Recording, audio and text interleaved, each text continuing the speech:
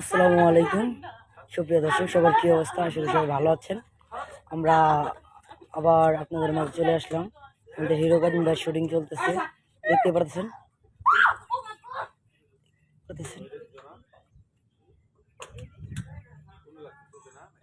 দেখেন শুটিং চলতেছে, আপনারা দেখতে থাকুন। চলতেছে,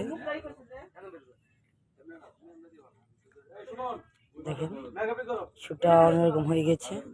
আমাদের শ্যুট চলতেছে, দেখেন অনেকেরই।